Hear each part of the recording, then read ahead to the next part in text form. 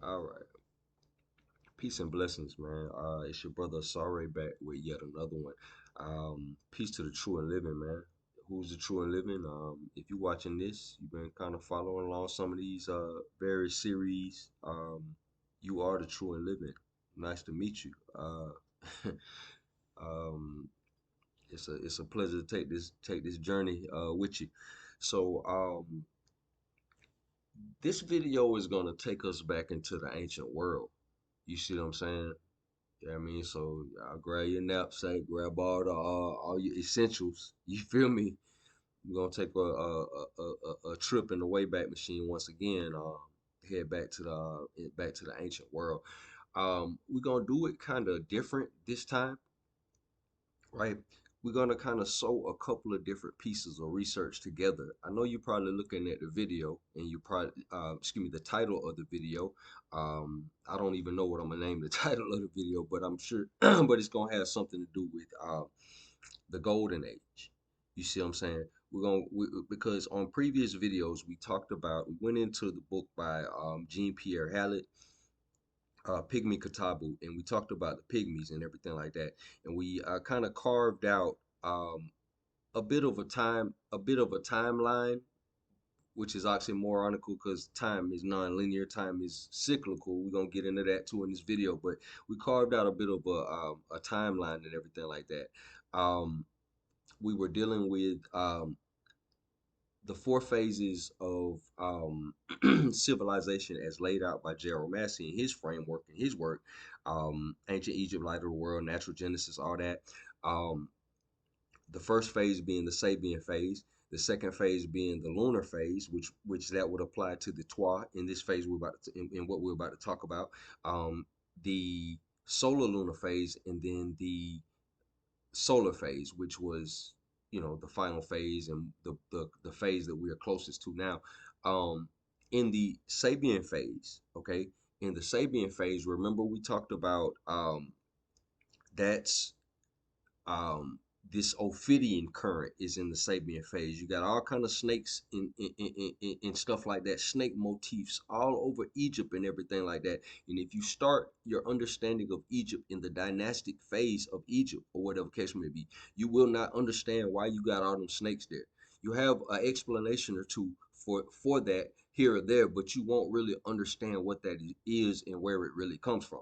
You have to go prior to the dynasties, and you go because the majority of their whole civilization is established prior to the dynasties. The dynasties is a decline in their civilization. So when you go prior to the dynasties and stuff like that, and you go into this Sabian phase and stuff like that, that's when they developed all the serpent wisdom, all the kundalini, all the tantra, all that stuff like that. And when I use words like kundalini and tantra and yoga and all that stuff like that, go into Kenneth Grant's book, Cults of Shadow, which we did. We got a whole video on it.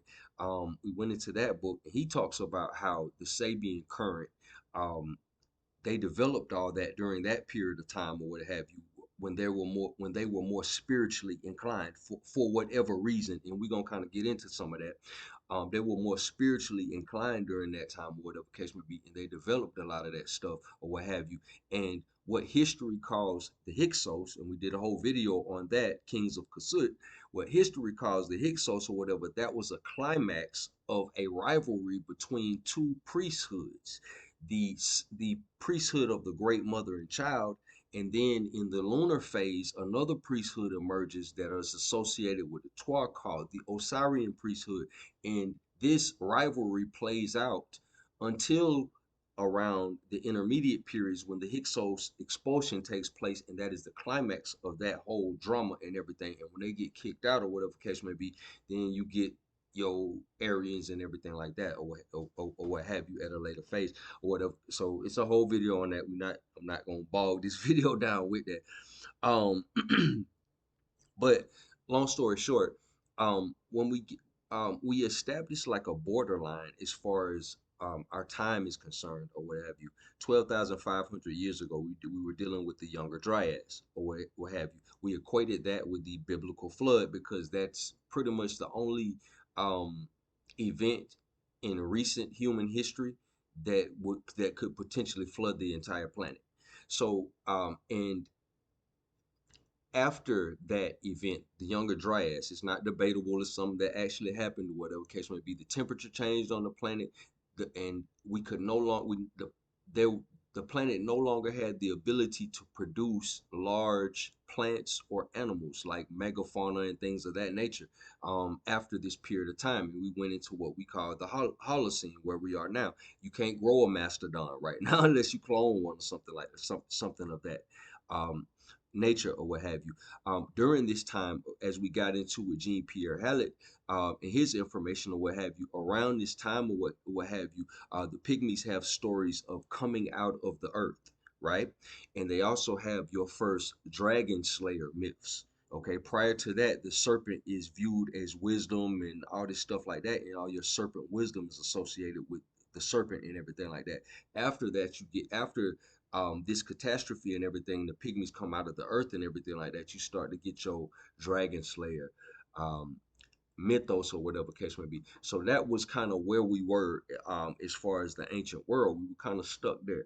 We had different hypotheses for what happened to cause the Younger Dryas. I know, like Graham Hancock, he says like a comet or something like that. Um, I was proposing on another video. I proposed that just a hypothesis. You feel me? We know for a fact the Younger Dryas happened. We just don't know specifically why or whatever case may be. My hypothesis was the arrival of the moon because um, a lot of if you look up spaceship moon or something like that, or artificial moon or something like that, there are many facts that would suggest that the moon is artificial. And or man-made, or somebody put it there or what have you. And um, it's implied that it was not always there.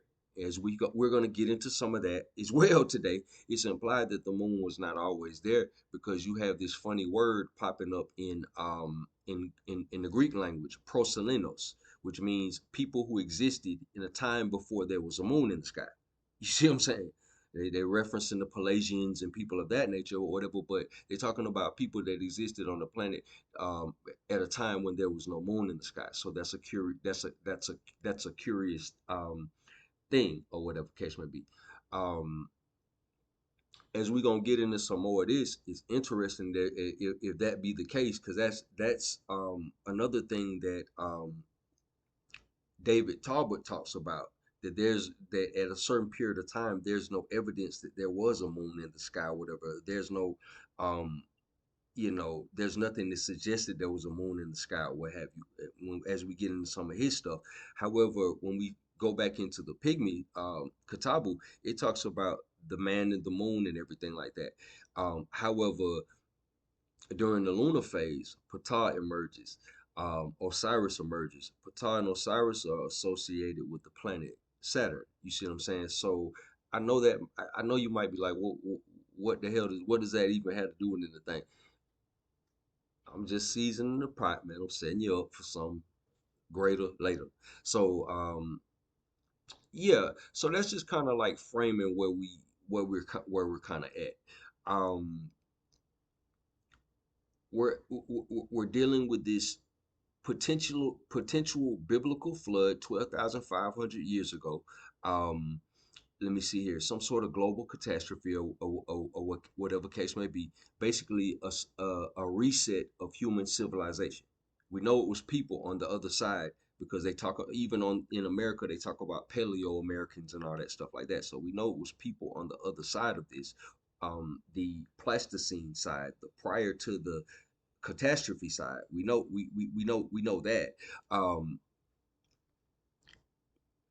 let me see here. Bear with me. Bear with me.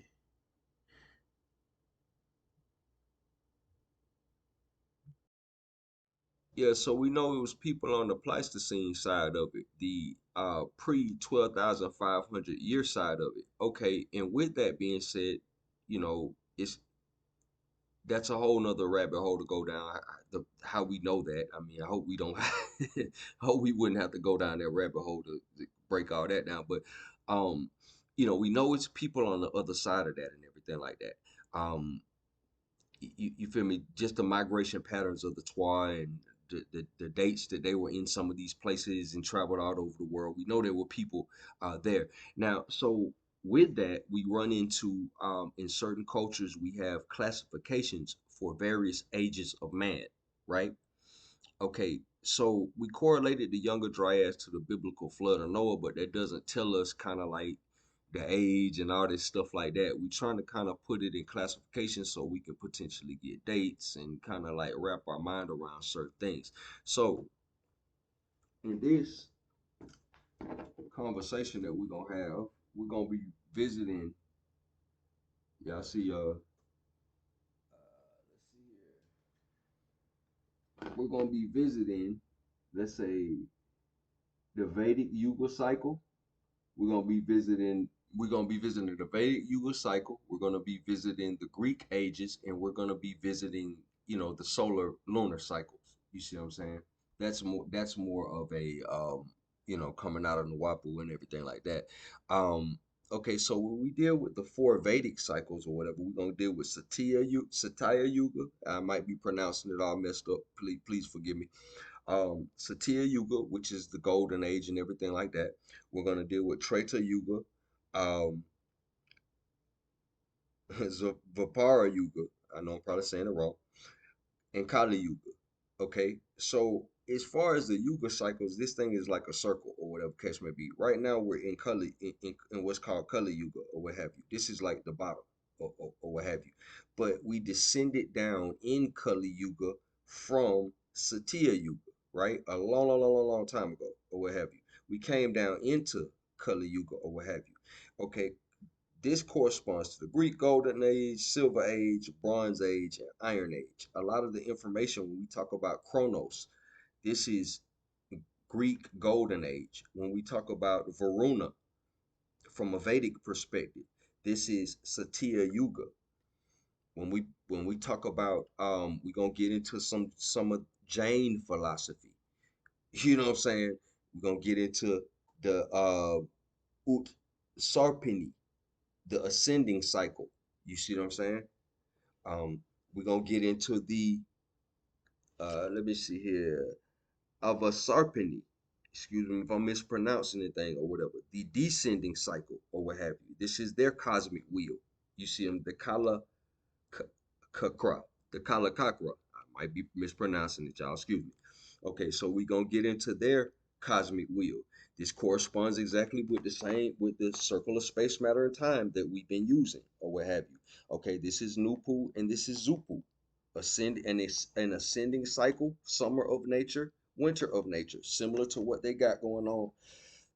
Excuse me, right here. So we're gonna get into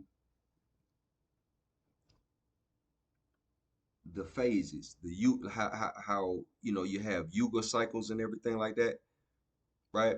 So we're in color yuga, right? Using that as kind of like a blueprint or whatever case may be. We're in color yuga, all right? Um, this is a thing where you descend down into this. According to this Vedic cosmology, we would be in color yuga, what have you. This would be a previous period of time, Satya Yuga, right? So the basis for a lot of the conversation that we having, just kind of priming the pump. You see what I'm saying? So we can kind of get into the basis for a lot of the conversation that we having. So we going further back. So this would be antediluvial time. Biblically speaking, we would be going antediluvial. We would be going pre-flood. This is what we dealing with. The golden age, the garden of the gods, and all that stuff like that. Now, let's get into some of this, right? All right, let's see here. Let's get into some of this. Okay, so let's kind of get into like how we were talking about this real quick. This ascending and descending cycle, right? Kalakakakra, if I'm saying it correctly. In Jainism, time is viewed as an eternal and cyclical phenomenon. How we previously talked about time as being cyclical, often depicted as a wheel with 12 spokes, according to Britannica. This wheel, known as Kalakakra, is divided into two halves, Utsarpini ascending half of the circle. During this phase, the conditions in the world gradually improve. Happiness, strength, lifespan, stature, knowledge, and moral conduct all increase. Ava Sarpani, descending life half of the circle, like how we talked about, how we just showed. This is the current phase of the cosmic time cycle, and it is marked by gradual deterioration in all aspects of life. Goodness and religion decline, and sorrow and immorality increase, or whatever case may be. This corresponds with Zupu, on the circle of space, matter, and time, how we were talking about. Okay, each half of the circle or what have you. Okay, so this would correspond with Kali Yuga, like how we talking about like the bottom. This is the Jain thing, but on the bottom half of their circle, we would be on the bottom half of their circle technically. So we would have come from the top half down into the bottom half or whatever, and we're trying to ascend out of that. Okay, so and this is a time thing. This ain't nothing we just gonna pray and ascend out of it, but it's a time thing. What we talking about? Cycles. Okay, so Ava Sarpani, descending eras. Sasama, happy, happy, the first and best era, characterized by utmost happiness and absent of sorrow. People are very tall and long lived, and their needs are met by wish fulfilling trees. Okay, that's how their cosmology works that out. But that's the apex of the top of the circle, right? Okay, uh Susa, happiness prevails, but it's not as absolute as in the previous era. The wish fulfilling trees still exist, but are less abundant. Uh, Susama Dusama, happy, unhappy, a mixed period when happiness starts to decline and unhappiness begins. The first Tirthankara, according to Wikipedia, Rish Abhanatha was born during this time, introducing skills like farming and commerce. Okay, so in Jain cosmology, the Tirthankaras are like Buddhas. It's like 24 of them that have incarnated, and they incarnate over time, whenever there's a need for them, you see what I'm saying, to come and everything like that. They're like Buddhas and everything like that. So and honestly, the idea of the Buddha, um the idea of the Buddha is not exclusive to Buddhism. You see what I'm saying?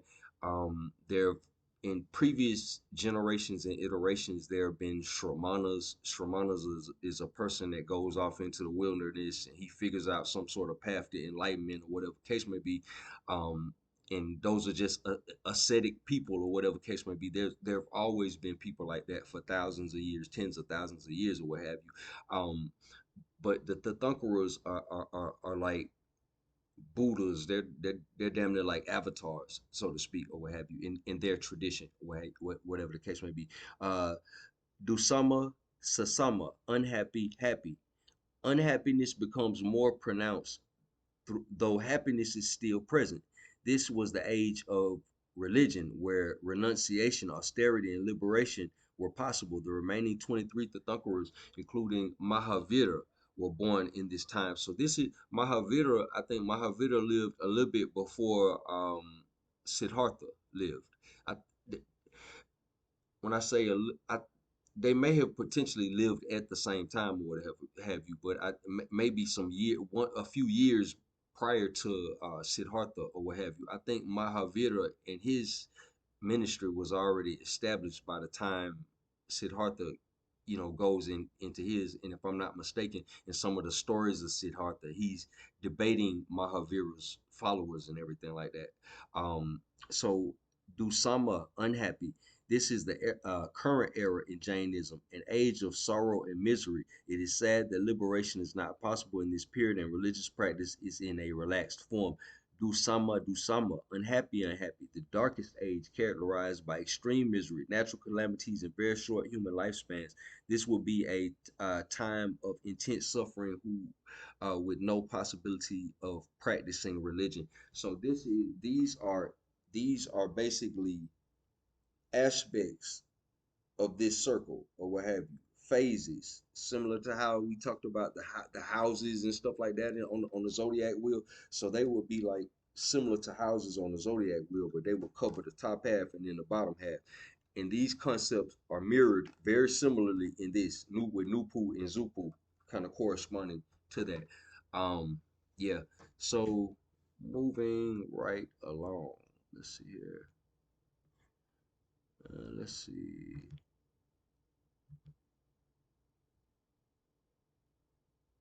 Hmm. All right. So,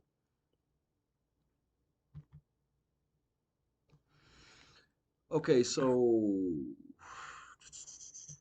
unveiling ancient threads. Okay. So, humanity's enduring fascination with uh, a lost past, often conceptualized as a golden age of perfection, represents a universal cultural phenomenon. This report delves into the intricate tapestry of these narratives, exploring their shared characteristics and the symbolic figures that populate them. A foundational element in many cosmologies is the concept of cyclical time. Okay, so that's what we were just talking about, where ages ascend and descend in virtue and prosperity, providing a framework for understanding the fall from a primordial ideal. So this is very similar to, and from the Christian Judeo-Christian perspective of like the fall of man from, let's say, like the Garden of Eden and everything like that, to them having to toil and stuff like that. Something similar to that. Okay, so a a meticulous cross-referencing of the Hindu Satya Yuga, David Talbot's Saturn myth, Jean-Pierre Hallet's ethnographic insight into Pygmy mythology, Massey, Sabean phase, Jain cosmology, and various global Golden Age narratives reveal striking commonalities. These widespread occurrences of Golden Age myths across geographically disparate cultures, such as the Hindu Satya Yuga, so the Greek Golden Age, and the Jain Sakum Kal, suggests a deeper, I know I'm butchering the name, a deeper underlying connection beyond mere coincidence or cultural diffusion. So that's what they're comparing. They're comparing. Uh, they're comparing these right here. What we dealing with, Satya Yuga and the Greek Golden Age. You see what I'm saying? Treta Yuga, Trafara Yuga, Kali Yuga, all the various yugas or whatever case may be. So we talking about various different phases of cyclical time, right? We're talking about cycles or patterns, but cycles. So let's see here. Let's see here. Okay, Hindu Satya Yuga, the Greek Golden Age, and the Jain Sakunkal suggest a deeper underlying connection beyond mere coincidence and cultural diffusion. If these myths were purely independent inventions, their core characteristics, peace, abundance, lack of toil, longevity, and harmony with nature or divinity would likely exhibit greater variation, reflecting an innate understanding of a perfect state of being or to a shared, distant, ancestral memory of an actual historical or prehistorical period that was indeed more harmonious before the complexities and conflicts of later civilizations emerged. This suggests that the human collective unconscious might hold a blueprint for an ideal societal state, or that humanity has experienced a foundational period of profound well-being that became encoded in its earliest mythologies, right? Influencing subsequent cultural development and spiritual aspiration. Okay, so let's get into this. Let's get into the Hindu Satya Yuga. You see what I'm saying? An age of truth and divine governance, right?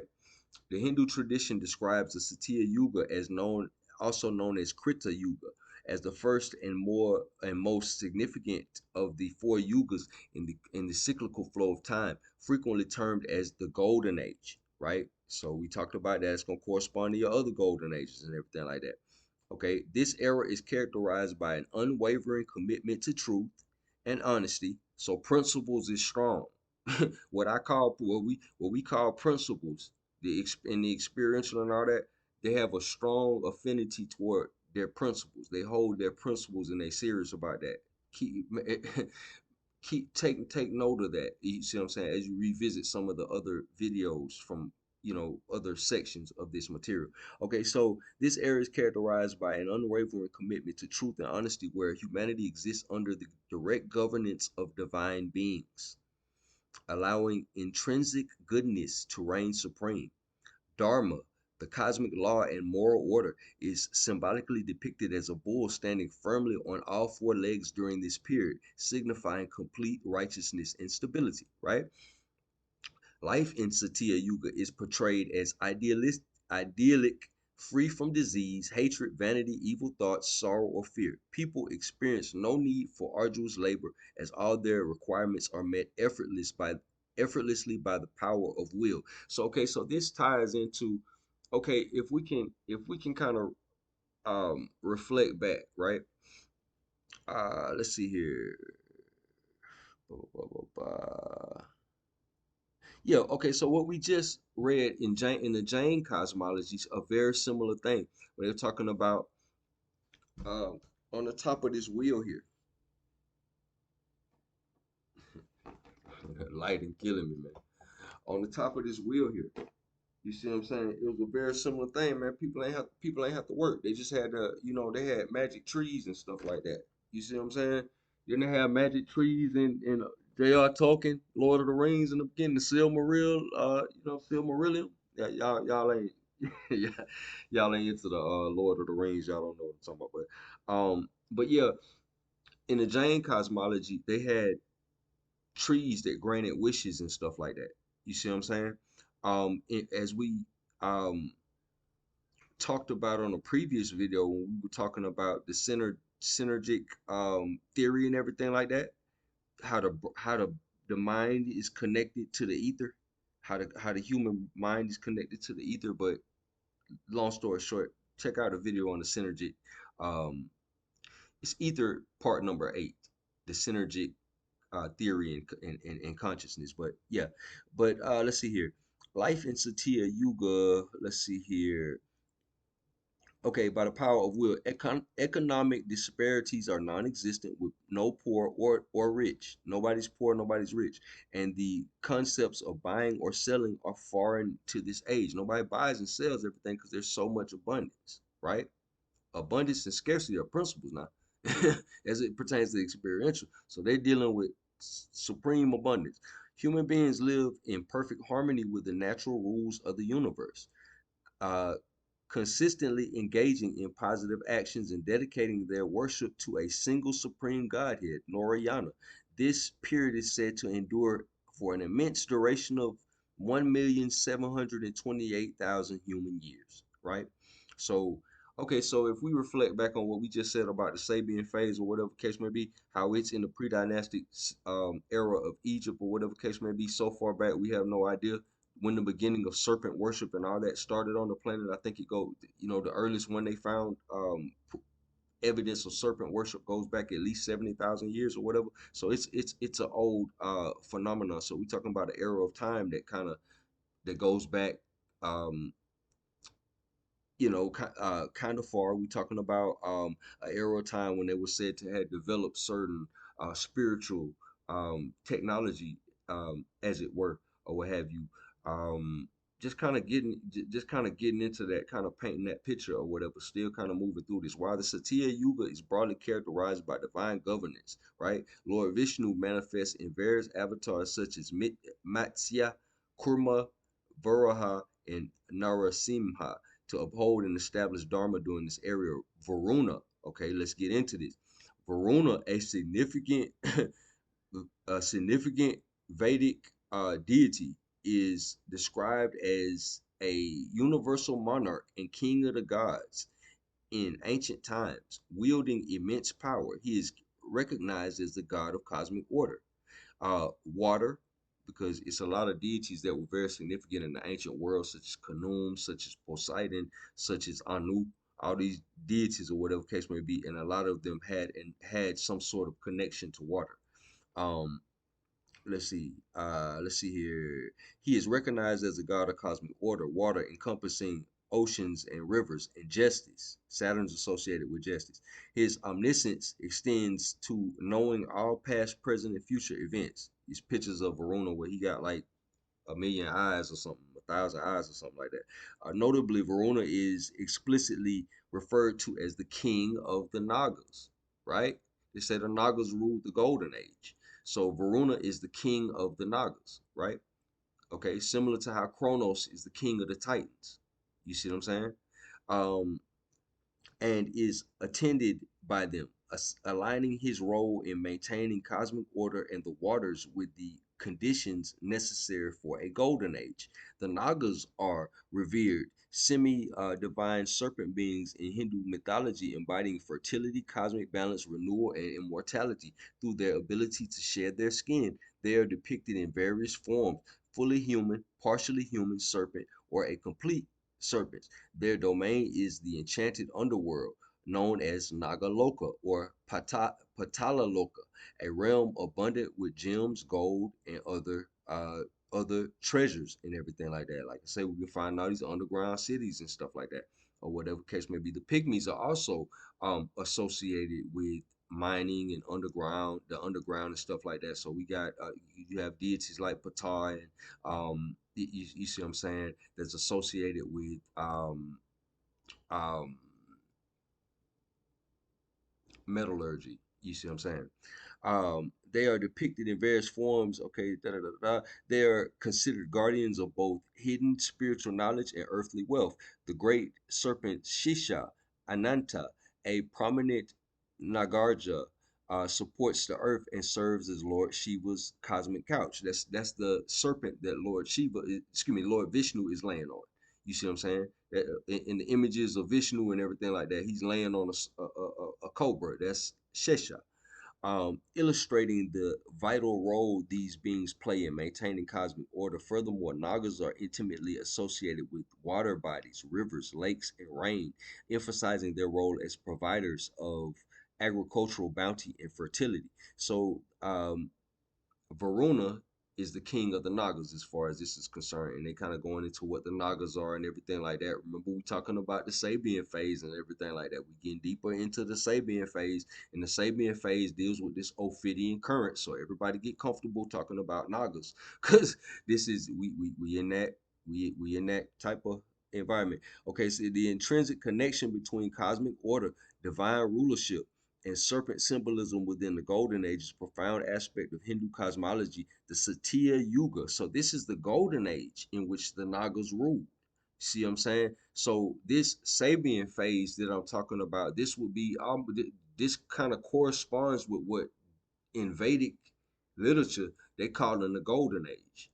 You see what I'm saying? Is it safe to say that? Okay, so Satya Yuga, uh, definition by Dharma, standing on all four legs. Varuna's role as the god of cosmic order and the universal monarch, and the Nagas' explicit link to the cosmic balance and maintenance of order.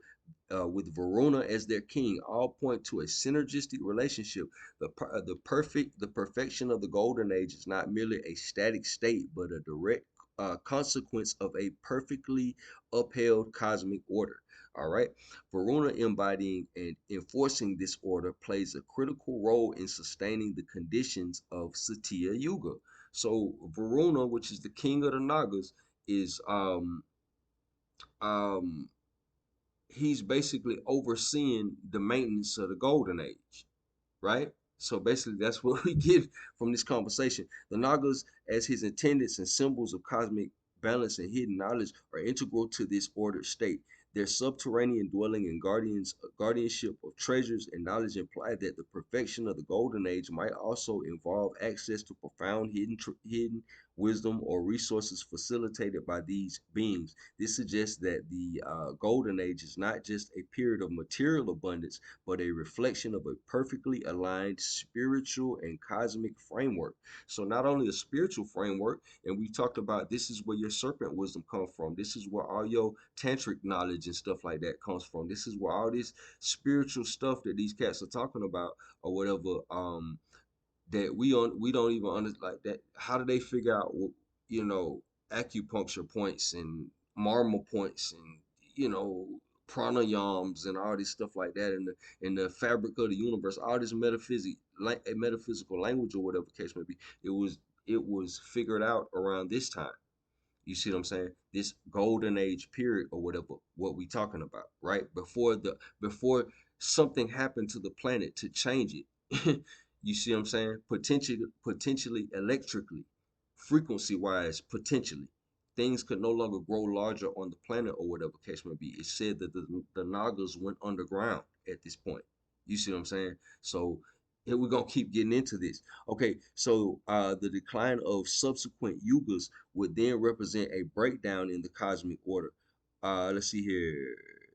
This suggests the golden age is not a period of material abundance, but a reflection of a perfectly aligned spiritual and cosmic framework where divine beings and powerful chthonic entities work in concert to maintain an ideal existence, or whatever case may be. So this Sabian phase, this Ophidian, whatever this is, with Ophidian motifs all over the planet or what have you, based on what we getting into, they corresponding to Satya Yuga. They corresponding this to a golden age. Okay, the decline of subsequent yugas would then represent a breakdown in the cosmic order and a diminished connection to these foundational forces. A deeper understanding of golden age prosperity emerges from the concept that in Satya Yuga, all needs are met by the power of will. Go back and check out the video in the Ether series, part 8,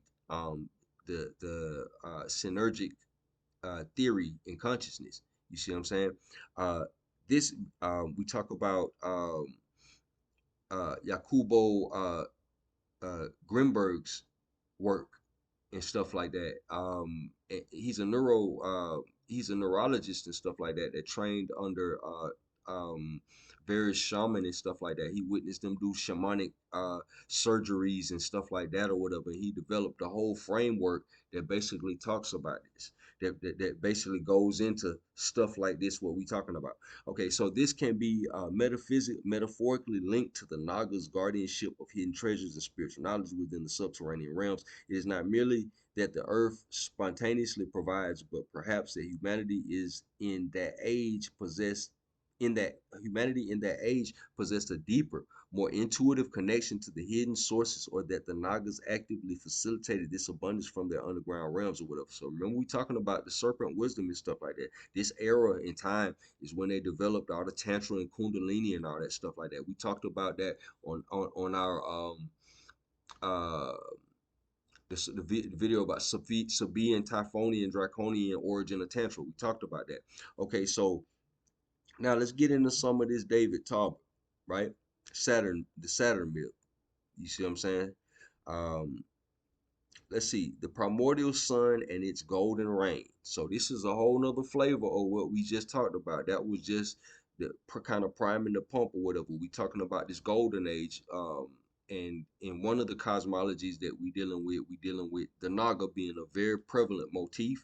We correlating with this with the Sabian phase as far as Gerald Massie is concerned. We talks about the deep pre-dynastic Egypt and everything like that, and these global serpent motifs and everything like that. It's pyramids in China. It's dragons all over China and everything like that. This global serpent motif, dragon motif.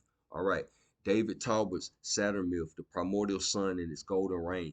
David Talbot's seminal work, The Saturn Myth, offers a radical reinterpretation of ancient symbolism, positing that the great god, or universal monarch, revered in antiquity was not the solar orb as commonly understood, but rather the planet Saturn. When David Talbot goes into some of his stuff, I'll probably link him in. I'll link some of his video or something like that in the description, so y'all can go on that rabbit hole yourself.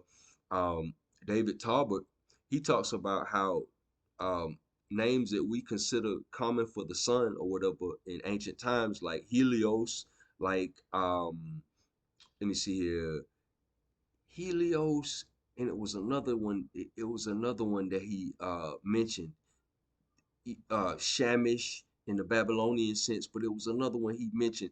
It was a few of them he mentioned or whatever case may be that are names for the sun. We know them to be names for the sun. He talks about how they were attributed to Saturn in a ancient far gone era. So Talbot contends that Saturn once appeared ominously close to the Earth, visually dominating the heavens as a primordial sun, right? So remember what we said on previous videos, 0 degrees latitude and 0 degrees longitude is the mountains of the moon. You see what I'm saying? That's 0 degrees latitude. That's the navel of the earth, mountains of the moon. And that is the origin for a lot of your stories about a God that lives on a mountain. You see what I'm saying? The stories about a God that lives on a mountain and decrees his commandments and passes judgment. I think Shiva has a mountain attributed to him. Indra has a mountain attributed to him. Baal had a mountain attributed to him. Amun had a mountain attributed to him. All these deities had mountains attributed to him. With the Odin, all those so-called mythological deities had mountains attributed to them. At 0 degrees latitude and 0 degrees longitude, if you change the Greenwich meridian from where it is now to where it originally was, in line with the Great Pyramid, and you put that at 0 degrees longitude, 0 degrees latitude lines up with the mountains of the moon or whatever. So that would be 0 degrees latitude and 0 degrees longitude. So that place, where the Pygmies lived or whatever case may be, that was one of the origins. That region, that place was one of the origins of what we consider the mountains of the moon. That was one of the origins for these stories of a God that lives at a mountaintop, in a mountaintop. So let's see here. That remained fixed. Let's see. Talbot contends that Saturn once appeared ominously close to the Earth, visually dominating the heavens as a primordial sun that remained fixed at the north celestial pole. This unique celestial configuration, vastly different from Saturn's appearance today, is argued to have been the catalyst for humanity's leap into civilization, with many aspects of early societal development representing conscious efforts to reenact or commemorate Saturn's celestial kingdom, right? Hmm. Interesting. Like how we talked about, the Pygmies are dealing with deities like Ptah and Osiris, and they initiated the Osirian priesthood, and they talk about a god that lived on a mountain, or that got pissed off with humanity and just departed and left. You see what I'm saying? And after he left, the golden age ceased to exist, or whatever the case may be. It's kind of jiving with a lot of some of this David Talbot. Let's see here. Ancient symbols widely regarded as solar emblems, according to Talbot, were originally literal depictions of Saturn. Right? He talks about how the star and the crescent is originally a depiction of Saturn. It's not a depiction of the moon and some star in it. That's Saturn. He says. He says that, but that's from a time when Saturn was in the position of what he's talking about. Saturn was at the pole, and he's talking about there was the ring showed up like from our perspective on Earth as a crescent. You see what I'm saying? Okay, this ain't me saying this. This him and his stuff. Okay, so let me see here. Um, Talmud directly identifies Saturn's epoch with the legendary Golden Age, describing it as a primordial era characterized by peace, plenty, and cosmic harmony. Saturn is revered in this context as the Great Father, the primordial god figure responsible for um, organizing the heavens and establishing an antediluvial kingdom of peace and plenty. Antediluvial, prior to the flood, prior to this younger dryad. Damn, prior to the younger dryas, ain't that the Sabean phase in Egypt, like Brother Asar be saying, like Gerald Massie be saying? You see what I'm saying? But Brother Asar ain't nobody. It's like Gerald Massie be saying. Okay, so Saturn is revered in this context as the great father, the primordial god, figure responsible for organizing the heavens and establishing an antediluvian kingdom of peace and plenty.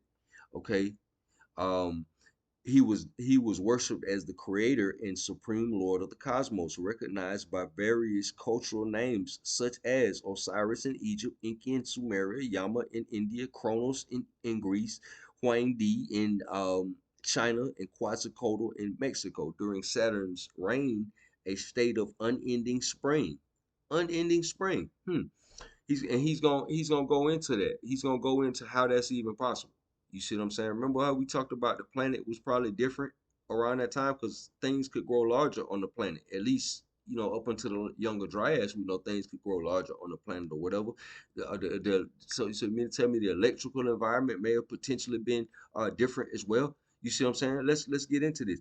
Okay, so and land unending spring and land producing freely, and humanity knew neither labor nor war. The universal monarch, Universal monarch. Don't the Pygmies talk about Osiris civilizing the world and giving them laws and straightening them out? The universal monarch also functioned as a culture bringer, founding temples and cities and imparting essential civilized arts like agriculture, law, writing, and music to humanity. All right. Uh, idyllic reign of Saturn, however, concluded with the god king's catastrophic death or departure, a universal mythological theme recurring as the dying god or overthrown first king. The pivotal event led a corruption of nature and a worsening of the human condition, marking what is understood as the fall of Saturn's kingdom. The most sacred day of the week in various traditions, such as the Hebrew Sabbath, and it's interesting because Yahweh receives a lot of his attributes, a lot of his more universal attributes when he's merged with El. Um, the 6 pointed star ties into Saturn. You see what I'm saying? So I mean, it's an interesting thing. And the Roman Saturni dies Saturday. It is believed to commemorate this primordial era. Talbot's theory provides a compelling celestial catalyst for Golden Age and its subsequent demise, but by directly linking the Golden Age to a specific celestial configuration, right? So, okay, so what he's talking about is that the planet was not the orientation of the planets was not how it is today. He was basically saying that our solar system looked different or what have you. And he was talking about Saturn was on the celestial pole and everything like that. You see what I'm saying? Um, and it was in a stationary space, and basically the other planets rotated around the sun in an orientation with Saturn in the center, if I'm quoting the guy correctly or whatever, and it formed what ancient civilizations depicted on petroglyphs as the celestial wheel. You see what I'm saying? He's basically saying that's on rock art all over the planet or whatever, and it would only be possible if it was something that everybody on the planet was able to see. So he gets into that. Okay, so um this shifts, and again, I just want to preface this. This is his theory about it. What we know for sure happened was the younger dryas. We know for sure that there was a younger dryas. We just don't know what caused it. But other things, when we get into the culture of the people who lived during that time and wrote down things and chronicled things or whatever case may be, and we get into their actual culture, the clues and breadcrumbs that's left lead us to some of these conclusions or what have you. Okay, so this shifts the narrative from purely moral and divine decree to a planetary event, right? If Saturn's proximity and appearance truly influence Earth's environment, fostering conditions such as a perpetual spring, its eventual departure would logically lead to a drastic change in conditions, compelling humanity into labor and conflict. This offers a potential physical explanation for the mythological fall from grace. Okay, so he's getting into that. This understanding suggests that humanity's golden age was not merely a spiritual or social state, but was intrinsically linked to and perhaps enabled by specific astrophysical conditions. Because see, David Talbot is also one of the um, one of the strongest proponents of what they call the electrical universe theory. So, like I said on the previous video, when we were talking about the synergic theory, and we were kind of contrasting some of this stuff as it pertains to consciousness and everything like that. From his perspective, stars don't hydrogen and helium are not fuel for stars in his model. The fuel for stars is electric, and it's electric currents that are fed to it through the ether from other stars. So stars, what he's saying is a star is never standalone. He's saying a star operates in star systems, and galaxies operate in galactic systems and stuff like that, and everything in the cosmos is interconnected, and how stars fuel themselves is through electrical currents or whatever pass through space or whatever. You see what I'm saying? So that's what he's talking about in his model or whatever. So when he talks about how the solar system was different, this would have changed the electrical atmosphere on the planet significantly. ties back into what we were talking about. Go back and check out the videos we did about melanin and stuff like that. Remember, melanin is not a black thing. Melanin is a human thing. So this would have potentially changed that whole paradigm or whatever. You see what I'm saying? Okay, so furthermore, Talbot's assertion that Saturn, the universal monarch, was also known as Adam, right? It didn't don't the Pygmies have in Pygmy Katabu, didn't we say that Ife was the first man, or they equate Ife with being the first man because they look at Ife as a person that comes out of their tribe, like Adam, the biblical Adam, as a person who from their tribe or whatever case may be. That to them, that's their story or whatever case may be. And it's also associated with this monarch or the man in the moon and everything like that. It ties in. Go back to the series on the Twa. You see what I'm saying? Okay, so the first man whose history personified the struggle of good and evil connects the macrocosm with the microcosm. The heaven man is described, the man on the moon, like the pygmies say. Uh, this heaven man is described as the primordial giant whose body was the newly organized cosmos. This implies that the primordial man is not just an individual, but a embodiment of the perfect cosmic state that characterized the Golden Age. His fall or death, which marks the end of the Golden Age, is therefore a symbolic representation of the disruption of the cosmic order, by extension, the decline of the human condition itself. Interesting. Okay, this deepens the concept of the Golden Age as a period of profound unity between humanity and the cosmos. The fall is not just from grace, but from a state of being where human existence mirrored celestial perfection, leading to a fragmented and less harmonious state.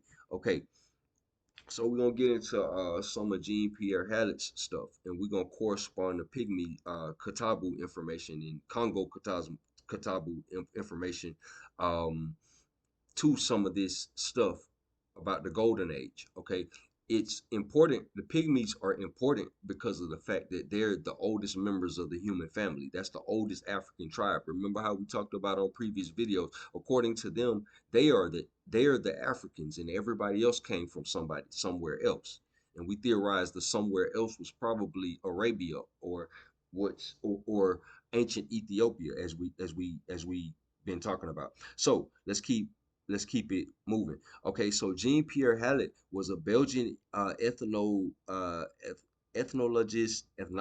and naturalist widely recognized for his extensive work with the Ife Bambutu pygmies of the Ituri rainforest. His experiences and observations are meticulously documented in his autobiographical Congo Katabu, what we just talked about, from 1964, and the ethnological Pygmy Katabu in 1973. We got a whole series where we read out of Pygmy Katabu. These publications provided invaluable anthropological insight into the isolated cultures of Central Africa, shedding light on their origins and legends, right? Some of those legends we were just kind of like we were kind of touching on in the previous section or what have you. Significantly, Hallett's film Pygmies was originally titled Pygmies, an epic of the Golden Age. Pygmies, an epic of the Golden Age, directly linking this ethnographic studies to the concept of a primordial golden era within Pygmy culture, a primordial golden era. So let's get into that. So they had some idea of something similar to this. So what's their idea of a primordial golden age? Let's see. He proposed that the Pygmies might hold critical clues to the understanding of mankind's original racial, religious, and linguistic features. While the provided materials do not contain a direct quote from Hallett's explicit statement of Pygmy God's departure, causing in the Golden Age, they offer when we go into that book and we read out of that book like how we did in the series, it basically talks about that. It's very similar to what we're talking about, except for the only difference is the Pygmies are talking about the moon. They're not talking about Saturn. But most of the other stuff that he's talking about applies. They're just not talking about Saturn. However, in this context or whatever, interestingly enough, there is no moon. Saturn is the moon. So, so we're going to get into this. In the context that David Talbot is talking about, the pygmies are referring to the man on the moon, the angel of the moon. Everything is about the moon with them, or whatever case may be. But in David Talbot's model or whatever case may be, or what he's talking about. Saturn is the moon. There is no moon as we know it. So, and like I said, this is from a time with the proselenos, pre-Selene, pre-moon in the sky type kind of applies. So while the provided materials do not contain a direct quote from Hallet explicitly stating a pygmy god's departure caused the end of a golden age, they offer related mythological elements that resonate strongly with the theme. Mbutu, Bambutu pantheon includes Han Voam, a creator god, and Tore, a forest god who later transforms into the death god. Mbutu myth of Torre recounts that the first pygmy stole fire from him. This is the same story of Prometheus. Um, in um, in response to this act and the subsequent death of his mother, which occurred during the pursuit of the five thieves, Torre decreed that humans would also die, thereby becoming the death god. Saturn is the death god in popular notion, or whatever case may be, or the god of death. This not saying that that's what they're talking about in this, but I'm just kind of laying that out. This introduction of mortality can be interpreted as a significant departure from a prior golden state of immortality or greater harmony, aligning with the concept of a fall from a golden age. The theft of fire, a common mythological trope representing the acquisition of knowledge or technology, often precedes such a fall in various global myths. Yeah, because they probably got the original version of this. This is something closer to the original version of the story of Prometheus. Okay, so this suggests that the golden age for the pygmies might have been a time before death, a state of primordial immortality or profound harmony that was disrupted by human action and divine consequence. Hallett's decision to title his epic an epic of the golden age further supports the idea that pygmy culture, despite its contemporary state, preserves echoes of such a primordial ideal period. Okay, a unique aspect of Ife pygmy belief is the conviction that the deceased, because it's interesting, he talks about this. The pygmies wrote excuse me, the Twa, or the Anu people, or what he's calling pygmies, wrote the Egyptian Book of the Dead and basically started the Osirian priesthood and everything like that. A unique aspect of Ife pygmy belief is the conviction that the deceased continue to live deep within the same forest, maintaining their way of life and appearing vividly in dreams to offer guidance or instruction to the living. The Ife also assert that their traditions of singing and dancing were taught to them by the dead in their dreams, implying a continuous copying of an ideal life that persists in the afterlife, right? So that's wow, that's interesting. So that the ideal life, as opposed as it was in the golden age, is projected as far as the afterlife is concerned. That's interesting. This suggests that even if a golden age has receded from the overt conscious reality of living, its essence persists in the ancestral realm and the collective subconscious. Wow, they transferred the golden age to the subconscious with where the ancestors dwell. The ideal life is not entirely lost, but remains accessible through dreams, traditions, and the continued presence of the dead within the sacred forest. This implies a nonlinear understanding of time where the golden past is not merely gone, but continues to exist and influence the present through spiritual connection. Historical records from ancient Egypt refer to the pygmies as the dancers of God. We talked about that. Um, uh, on a previous video, we were contrasting the attributes of Shiva to the attributes of Bes, okay, indicating an ancient recognition of their unique cultural practices. This perspective offers a unique interpretation of the loss of the Golden Age. Instead of a complete severance, it suggests a retreat of the ideal state into a hidden spiritual dimension which can still be accessed or drawn upon by the living. This resonates with the idea of a hidden knowledge and subterranean realms, which is a recurrent theme, blah, blah, blah. Okay, so keeping on, right? We're gonna get into some of this Gerald Massie and this Sabean phase in astronomical religion and the Ophidian current. Okay, so y'all keep collecting everything that we've been talking about. Like y'all keep fresh in your mind everything we've been kind of talking about. You might have to rewind this over and over again. This might run for a little second. You see what I'm saying? This might be one of them, You might have to pack a lunch and pack your attention span with this one. So Gerald Massie and the Sabean phase, astronomical religion and the Ophidian current. Gerald Massie, 1828 to 1907, was a distinguished British poet, Shakespearean scholar, and a radical Egyptologist whose monumental work sought to uncover the true history and spiritual origins rooted in ancient Egypt. His major contributions included A Book of Beginnings, 1881, Natural Genesis, 1883, and Ancient Egypt Light of the World, 1907. We've been quoting out a lot of Gerald Massey stuff, so I'm pretty sure y'all familiar with who Gerald Massey is if you've been following anything I've been talking about. Okay, so represents a Ancient Egypt Light of the World, 1907, represents a titanic effort to repossess the veritable story of Nile Valley Kingdom. Massey famously asserted that Africa, particularly Egypt, was the primal source of the world's peoples, languages, myths, symbols, and religions. He draws significant parallels between ancient Egypt and ancient Egyptian mythology and later Judeo-Christian narratives. We kind of did that as well with some of the stuff that that was extracted from the Pygmy mythos. Um, Arguing that figures like Jesus had antecedents in Egyptian deities such as Horus. Massey's methodology involved a deep study of hieroglyphics and non-literal interpretation of myths, um, viewing them as ancient systems of knowledge often based on astronomical observations. He criticized later literalizations for obscuring the original profound meanings of these ancient truths. Massey's Ancient Egypt Light of the World extensively explores astronomical mythology with the Sabean phase, referring to an ancient astral cult or astronomical religion where celestial bodies were venerated and identified with deities, right? We talk about um, the Sabians tie into when we talk about Sabian, Saba is a place. Saba is in Yemen on at the southern tip of Arabia and everything like that. We talk about how Ethiopians come out of Arabia. We talk about in ancient times or whatever case may be.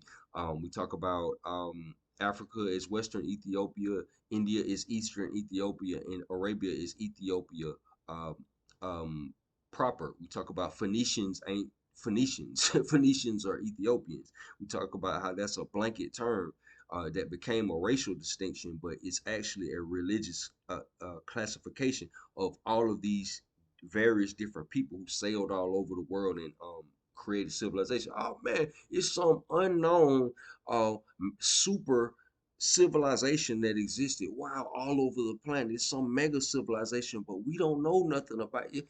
I'm telling you about it. I'm telling you about it. Y'all, it's a problem because because they might have been black folks. That's why it's a problem. But we're gonna straighten all that out. Like I say, we just add contrast and we just try to change the conversation a little bit. You feel me? Okay, so let's see here. Massey interpreted Egypt's creation not as a cosmogonical creation of the entire universe, but as a natural genesis focused on the emergence of life from the abyss or deep. He saw the Egyptian beginning as a process of distinguishing light from darkness, with the early timekeepers uttering words related to seasons and time, aligning with the astronomical basis for their earliest wisdom. Within Massey's expansive framework, the widespread serpent symbolism. We getting back into that because if you don't understand the Sabian phase, if you just go into Egypt on the first dynasty, you gonna see snakes everywhere, and you ain't gonna know how they got there. But you got to go back into the Sabian phase for the snakes to even make sense. The cobra, oh man, you got a cobra on his forehead. It's a Urius, man. That's the third eye, and that's all these. But you ain't gonna understand where the hell the serpent even comes from until we get back here. You see what I'm saying? Like I said, for the longest, the only people I really heard talk about this, Dr. York referenced it, and Bobby Hemmett referenced it. More, fairly extensively in some of his stuff or whatever case may be. But other than that, I really, for the longest, I really heard nobody really talk about this. Um, Vedic people I always talk about it because Vedic people talk about the Nagas and stuff like that. So they of course they talk about it. People from the the South Pacific stuff, Southeast Asia and stuff like that. They talk about Cambodia and stuff like that. That's a part of that, what they talk about or whatever case maybe. But nobody really from the West. I really didn't hear this conversation really come up too much. Um, let's see here.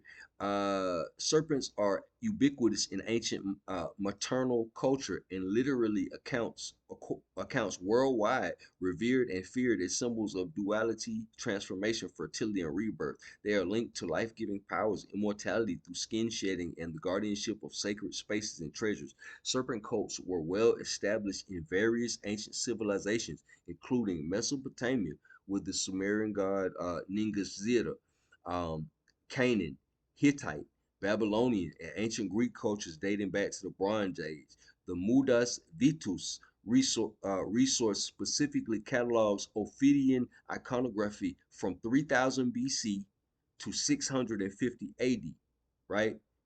So, and that's a drop in the bucket. Because remember we said in Botswana, it's snake glyphs in evidence of snake worship going back 70,000 years. So this 3000 BC date is just a drop in the bucket.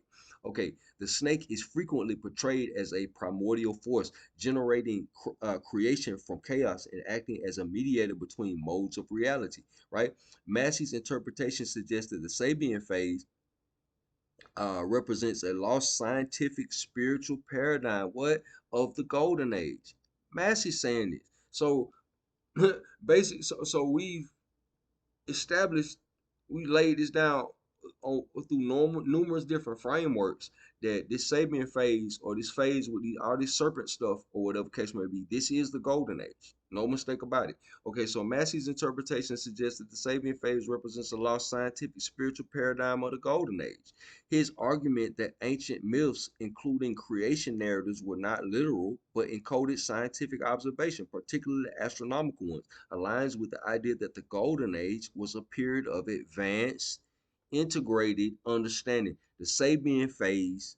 This is damn, ain't that what Drusilla Dungy Houston talk about in her book One of Wonderful Ethiopians of the Ancient Kushite Empire? Don't she talk about how they stuff was more sophisticated than than the Egyptians and the Nubian stuff? They got prisoners bound with gold chains and stuff like that. They embalming techniques. They got people encased in crystal in their house after they die and stuff like that. You looking at granddaddy in a crystal coffin and stuff. Ain't that what Drusilla Dungy Houston talk about?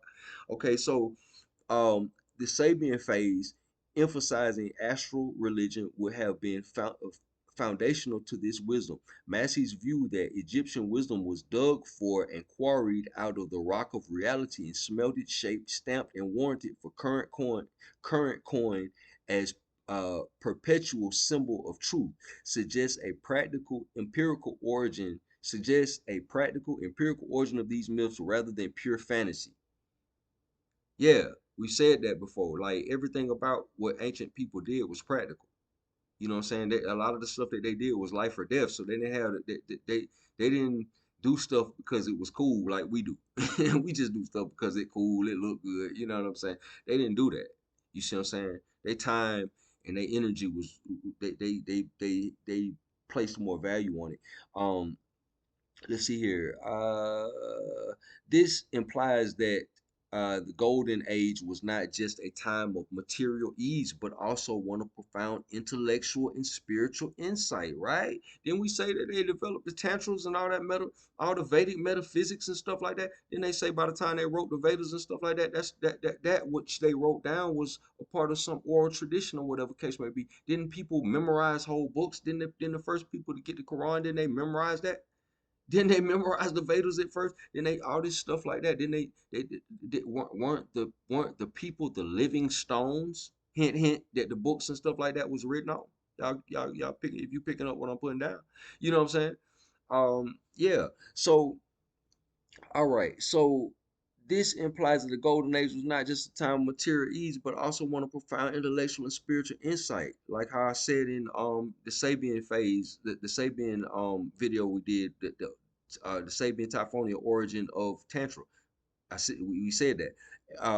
Golden Age was not just a time of material ease, but also one of profound intellectual and spiritual insight, where the cosmos was understood through a lens of that integrated astronomy, mythology, and religion. The fall from this age would then be understood as a loss of this integrated understanding, leading to literalization and misinterpretation of the profound truths. Don't we got another video about symbol illiteracy and entropy, sim, semantic entropy, how things lose their meaning over time? You see what I'm saying? Nature goes through entropy. Some nature goes through entropy, is and words and language and stuff like that go through entropy as well. That's what he's talking about here. Go back to the video we got about semantic entropy. Okay, so this reframes the golden age not just as a period of external perfection, but as an era where humanity possessed a coherent, unified understanding of the universe, where science and spirituality were one. So that's what they saying, right? Science and spirituality were one. So this is the golden age we talking about. This is the Sabean phase that we talking about. The Ophidian current then becomes a symbol of the underlying primordial force and life-giving powers that were central to the ancient integrated wisdom, potentially even represent the very knowledge that defined the golden era. So this serpent wisdom, you see what I'm saying? Okay, the serpent in Massey's framework serves as an embodiment of primordial pre-literal knowledge. Pre-literal, symbol literate. They were symbol literate, like we've been talking about in previous videos on this. Um, if the golden age was characterized by an uncorrupted, perhaps intuitive understanding of cosmic truths, sound like some of the stuff Brother Saw be talking about, don't it? Okay, as suggested by Massey's Sabian phase interpretation, then the serpent as a symbol of primordial force and knowledge could represent this inherent pre-literal wisdom. Its association with duality and its role as mediator between modes of reality suggests that it embodies the complex, non-binary nature of this ancient knowledge, which was later simplified and distorted. The Ophidian current thus signifies the pervasive influence of this deep, ancient, and perhaps challenging wisdom that predates and was subsequently misunderstood by later, more literal interpretations, like how we talk about on previous videos. You see what I'm saying? This position, this positions the serpent not just as a symbol, but as a key to understanding the nature of knowledge lost or transformed after the golden age. It implies that the fall involved a shift from a direct, intuitive, and perhaps non-verbal engagement with primordial forces to a more structured but potentially uh, reductive linguistic and religious framework. Wow. So that's why when we read other videos when I'm talking about mudras and things or whatever, how they develop in mudras and asanas and yoga and stuff like that or whatever case may be, and we reading books about that, and they talking about, oh, this was an oral tradition. They didn't write none of this stuff down. You see what I'm saying? Reading and writing and speaking were low levels of communication. Oh, this makes that kind of make a little bit more sense now, don't it? Okay, so global golden age myths, cross-cultural correspondence. The concept of a golden age is deeply ingrained and remarkably consistent theme across diverse global mythologies and religious traditions. This period is almost universally characterized as a time of primordial peace, harmony, stability, and prosperity. Astrologically speaking, if you got the planet Saturn right there, I would assume, yeah, it's gonna be some kind of prosperity or whatever. You got Saturn, Venus, and Mars. The way that David Talbot describes this, astrologically, they wouldn't have transits no more. They would just have one steady, you know what I'm saying, transit. So they wouldn't have no transit. So yeah, astrologically speaking, they would probably be locked in some sort of consistent cycle or some sort of consistent stability. Quite interesting and thought provoking. You see what I'm saying? Okay, so Common themes and characteristics observed across these narratives include accounts from Greek, Hindu, and other traditions consistently describe the absence of conflict, strife, and discord, where humanity lived in a state of natural harmony with each other and with nature. Abundance and lack of toil, a defining feature in the earth's spontaneous provision of food and resources, eliminating the need for agricultural arduous labor. This inherent abundance ensures that people do not have to work to sustain themselves. Longevity. So they trying to do that with AI, but they want robot slaves. Somebody got to be the slave. See, this a period of time wasn't no slavery. Everybody have to be a slave. Okay, so abundance of vice, of absence of vice and corruption. So this is from a Christian perspective, from a Judeo-Christian perspective. This would be more like some Garden of Eden type stuff from that perspective. But as you can see, if you are a person of that persuasion, Judeo-Christian persuasion, and you are brave enough to listen to some of this, um, or adventurous enough, however it may go, to listen to some of this, as you can see, we kind of this kind of stretches it a little bit further than what you may have conceived of. Um, okay, the people of the golden age are portrayed as inherently good, inherently good. So the people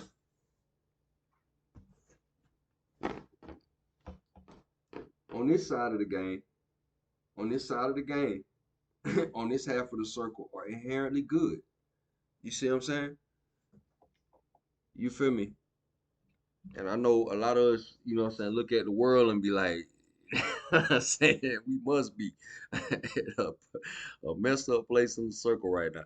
But you know what I'm saying, you know how it go. You take the bitter with the sweet, man. We gotta take lemons and make lemonade. This Pluto and Aquarius. We got 15 years of this, astrologically speaking. Buckle up. So anyway, cyclical nature of history. Many transitions, particularly in the Indian subcontinent and classical um, Greek mythology, view history as a series of declining ages, with the golden age being the first and most perfect. This often implies a cyclical pattern where a new golden age may eventually return. So, like I said before, we're in Kali Yuga. We at rock bottom right now, and we're trying to go back up. At some point, based on this, the cyclical nature of time, we came from the golden age. At some point, through the rain and the pain and everything we're going through now, it gotta get better over time. Resistance cycles out, like how I say in True Master. Okay, so specific examples illustrate these commonalities. Greek mythology, Hesiod writes the theogony. Hesiod's works and days introduces the Golden Age as the first of five ages: gold, silver, bronze, heroic, iron. Okay, so that's what we were just talking about. I excluded the heroic age. I apologize. So, with each subsequent age, generally worsens. You see what I'm saying? Everything gets worse. Everything starts to deteriorate or whatever. Catch may be similar how we talk about the space matter of time. We talk about Nupu or whatever. Catch may be. We talk about the forces of nature at their maximum potency, but through time and age, they deteriorate and start to die. You see what I'm saying? And Nupu turns into Zupu. You see what I'm saying? Kind of like a deteriorated version of itself. You see what I'm saying? Similar thing what they talking about. Similar thing we talking about with the Jain cosmology. Okay, so during this era, people lived like gods without sorrow of heart, remote and free from toil and grief, with the earth providing food abundantly without effort. The Titan Kronos, or Saturn in Latin authors, presided over this age, and Estrella, the goddess of justice, also ruled before fleeing to the stars in later more violent periods. Before fleeing to the stars in later more violent periods. So, okay, so that's interesting. Um, yeah. So okay. So Saturn presides over the Earth. In Vedic cosmology, we're talking about Varuna presiding over the Earth. You see what I'm saying? Okay. So Metamorphosis. That's another book about Greek mythology. That's the Roman version. Metamorphosis. Excuse me. That if I'm not mistaken. Hesiod writes. I confuse them. Ovid writes. That's Ovid writes Metamorphosis, and Hesiod writes the Theogony. So I confuse them sometimes. I apologize. They're a similar thing or whatever case may be. Okay, so this comes after Hesiod writes the theogony first, and the metamorphosis comes after, if I'm not mistaken. Okay, describes this metamorphosis describes it as a time when man yet knew no rule but uncorrupted reason knew, living naturally good lives without written law. There was no law. There was no need for law in this time or whatever. People just did the right thing like Spike Lee. You feel me? Hinduism, the Satya Yuga, aligns perfectly with the Golden Age, characterized by the highest dharmic qualities, paramount knowledge, meditation, and communion with spirits. People engaged only in good deeds, lived in harmony with the earth, and were free from wicked deceit, disease, or aging. Jainism, Sakam Kal, represents a time of absolute happiness where all needs are met by wish giving trees and there is no crime, vice, or need for labor. So, okay, so this is prior to the fall. This is during the golden age. For I'm a Judeo Christian people, this would be like the Garden of Eden type thing, or whatever case may be. You see what I'm saying? The fall motif is pervasive, is a pervasive thread across the global narratives, marking the transition from the ideal state.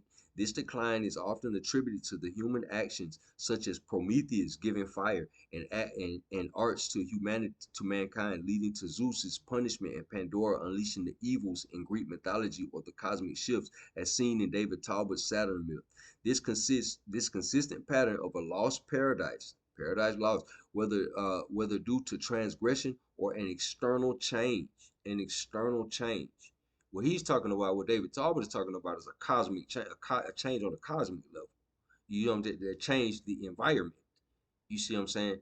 That basically, like I talk about with the melanin, when we talk about everything that the melanin can do and everything like that, this like we should be the X-Men walking around here or whatever. But something short circuits it where it don't where we can't get the full functionality of it, as if something in our environment is no longer conducive as maybe it once was at some time. Okay, so the widespread nature of these golden age myths points to a universal archetype of lost paradise, suggesting a deep-seated human longing or shared ancestral memory that transcends cultural boundaries. The recurring elements across diverse cultural civilizations indicate that humanity may carry a collective, perhaps unconscious, memory of a foundational period of profound well being and harmony. Furthermore, this golden age myth serves not just as a historical account, but as a blueprint for ideal societal organization, reflecting a understanding. Da, da, da.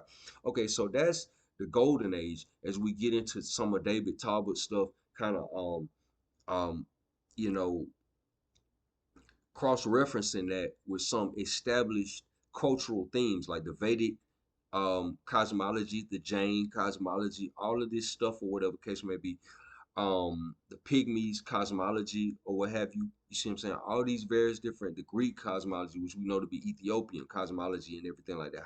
How that plays out or whatever. So we're gonna keep moving along. I know we an hour and some change in, but we're gonna keep going. We gotta finish this. We gotta finish this. You feel me? Gotta finish your plate. You did. Um Serpent Kings and reptilian lineages, from mythology to esoteric narratives. Yeah, let's get it, because if we're talking about there was a golden age in the Nagas were pivotal in the golden age and everything like that. Serpent motifs all over the planet. This is nothing in theory. This is something we can see or whatever in antiquity and stuff like that, going back to far gone ancient times or whatever case may be. Okay, so that serpent motif exists. You see what I'm saying? This serpent wisdom, this period of time or whatever, and then something changing on the planet or whatever. And then according to the Vedic concept, the Nagas went underground. The Nagas are in Nagaloka now. They're underground and they're hidden now. Okay, so let's get into this.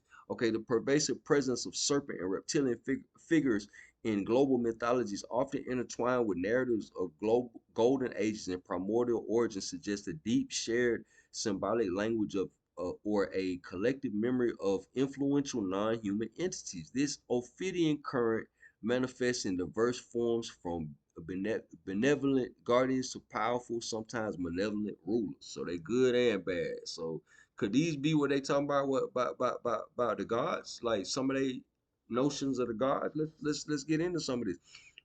Okay, Cecrops of Athens.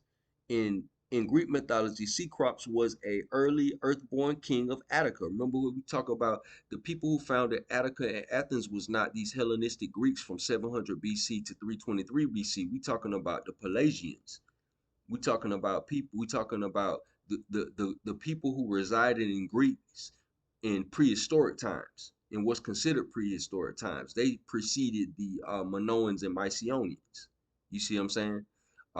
Okay, so Cecrops was an early king, earthborn king of Attica. Pelagians founded Attica and Athens. Okay, uh, uh, Athens, like Athophion. Remember that. Okay, Attica and founder of Athens. He is typically imagined as a half human and half snake, depicted as a man from the waist up with a serpent tail in place of legs, as an autochthonous being, meaning he sprang directly from the earth. Cecrop had no parents. During his reign, he is credited with teaching the Athenians numerous arts and institutions, including the alphabet, monogamy, funeral rites, and various religious cults, positioning him as a significant cultural hero.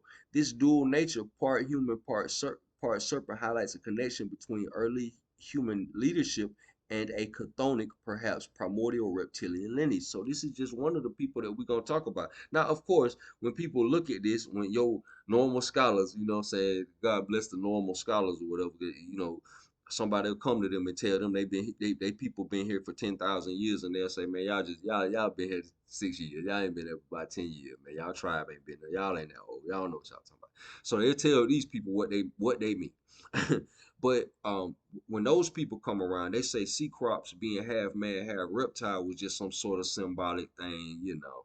Damn, these people don't know what they talking about. They just put little symbolic doodads everywhere. But as we've been intellectually kind of comparing this stuff or whatever the case may be, and not treating these people like they fell off what they fell off a turnip truck yesterday, not treating these people as if they're blithering idiots, giving these people the credence that they may have had some manner of intelligence that may have potentially even be rival our own, maybe you feel me? Um, Giving these people some sort of benefit of the doubt that they were actually intelligent people as you see certain recurring themes. You see what I'm saying? I'll say, okay, so let's move right along. Okay, another Naga ruler or reptilian type ruler. Okay, Naga kings of Cambodia. In Cambodian mythology, Naga kings are profoundly significant figures with their stories dating back thousands of years. The Naga is a mythical serpent, a semi-divine being typically depicted with multitudes of heads ranging from 3 to 9 or more. They are considered ancestral figures with the Khmer people claiming descent from them. So the Cambodians claim descent from the Nagas. You see what I'm saying? It's not just a thing where, oh man, there are Nagas, or that's a thing, or that's a statue of a reptile or something like that. Cambodians claim literal descent from the Nagas. You see what I'm saying? No, period. So that's a thing. Okay. Nagas are associated with water, symbolizing rain and serving as a bridge between the mortal and divine realms. They're believed to act as protectors. Now somebody gonna come along and say, "Oh man, that ain't what they really mean." Some anthropologists gonna come along and say, "Man, they just playing. They don't really mean that." But if you talk to them, they say that this, we really mean that. Okay, so they are believed to act as protectors against invisible forces, all right, deities or malicious intentions. Nagas possess the ability to transform into half or fully human forms, and in art, they are often depicted as entirely human and with snake hoods, or as half human, half snake beings. Their domain is the enchanted underworld. Right, back to the underworld. They're still talking about the underworld. Naga Loka or Patala Loka, a realm filled with gems, gold, and other treasures. They are considered guardians of both hidden spiritual knowledge and earthly wealth. The origin myth of Cambodia itself involves a Brahmin prince marrying a Naga princess, whose father, the Naga king, so talking about these like this is a real thing. This ain't nothing that they this ain't nothing no fable that they made up. This is, according to them, this is their real history. And that's what I keep saying as far as when we get into a lot of this so-called mythology. That's why I constantly refer to it as so-called mythology, because we read this in modern times as if it's some form of fable, but this is these people's actual history. So moving right along. Okay, so okay, the original myth of Cambodia itself involves a Brahmin prince marrying a Naga princess whose father, the Naga king, drank the ocean to reveal the land, symbolizing the merging of Indian and indigenous Khmer cultures and grounding Khmer royal legitimacy in divine and Naga ancestry.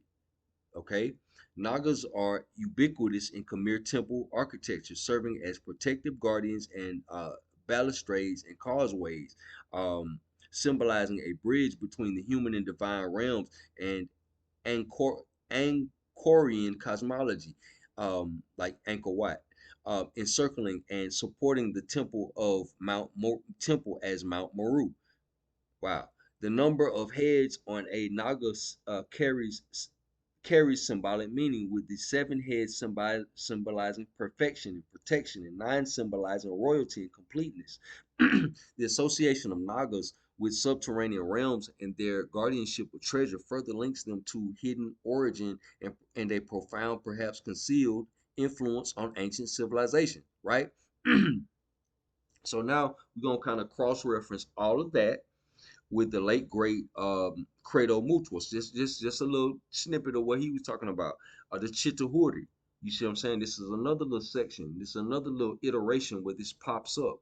Okay, Credo Mutwa, a South African Zulu Sangoma, rest in peace, to that brother, shared extensive accounts of ancient mythical beings from Africa's past, including the Chitauri. Uh, and shout out to David Icke, bringing, making that documentary, kind of spotlighting that brother.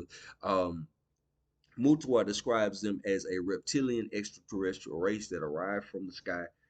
I know some of y'all ain't down with the whole extraterrestrial thing. I don't really reference extraterrestrials that often, but in the case of this particular subject matter and the conversation that we having right now, we just gonna flow with it, right? Okay, so as a reptilian extraterrestrial race that arrived from the sky controlling planet Earth for thousands of years, right? These beings are said to have subjugated humanity, stealing their memory, power, and voice. This is what Credo Mutwa talks about. A South African Zulu shaman says, introducing fear. And this videos of him saying this. This ain't my opinion. Introducing fear and control. Mutwa contends that their bloodlines continue to hold positions of royal, political, and economic power today. The Chitauri are depicted as having brought light but also chains, speaking flame and control and instilling fear as laws. This narrative uh, presents a stark contrast to the benevolent serpent figures portraying a malevolent reptilian influence that actively undermines humanity's divine nature and freedom. The notion of snakes living underground from and Naga relocating underground can be seen as a parallel to the Chitahuri's hidden or subterranean mode of control, suggesting a concealed presence or influence over human affairs.